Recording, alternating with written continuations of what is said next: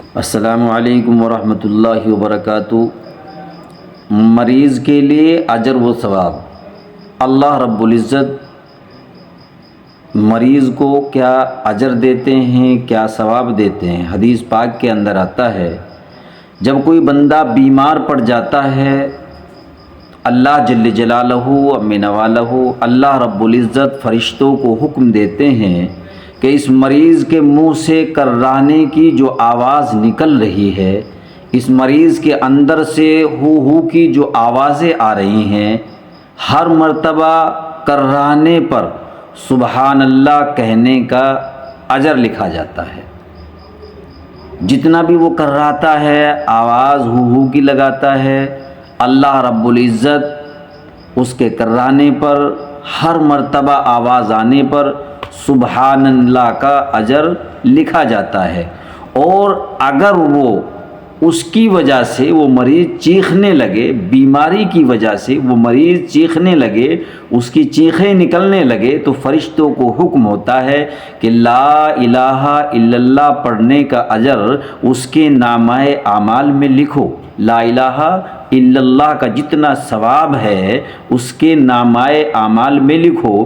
جب وہ مریض سانس لیتا ہے تو ہر سانس کے بدلے اللہ رب العزت اللہ کے راستے میں صدقہ کرنے کا اجر اس کے نامہ اعمال میں لکھوا دیتے ہیں۔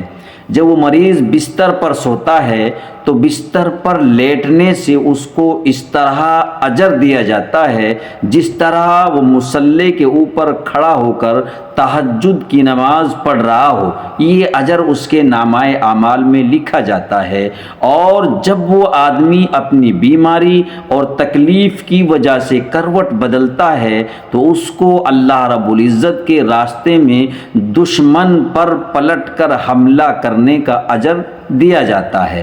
آیت کریمہ کی فضیلت بڑی ہے۔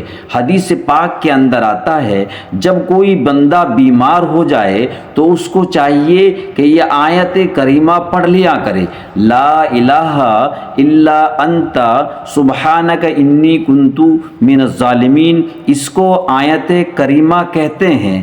اللہ رب العزت اللہ تعالیٰ گناہوں سے پاک فرما دیتے ہیں، اور اگر اس بیماری میں اس کی موت آ جائے تو اللہ تعالیٰ قیامت کے دن شہید کی قطار میں کھڑا کریں گے، کیونکہ بیمار جو ہوتا ہے وہ مستجاب الدعوات ہوتا ہے، اللہ اس کی دعاؤں کو قبول فرماتا ہے۔ اس لیے حدیث پاک میں آتا ہے جب تم عیادت کرنے کے لیے جاؤ، جب تم عیادت کرنے کے لیے کسی مریض کے پاس جاؤ تو اسے اپنے لیے دعائیں کے لیے کہنا چاہیے، اس سے دعائیں کروانی چاہیے، اس لیے کہ مرض کے حالت میں اللہ رب العزت بندے کی دعا کو اس طرح قبول کرتے ہیں جس طرح وہ اپنے فرشتوں کی دعاؤں کو قبول کیا کرتے ہیں۔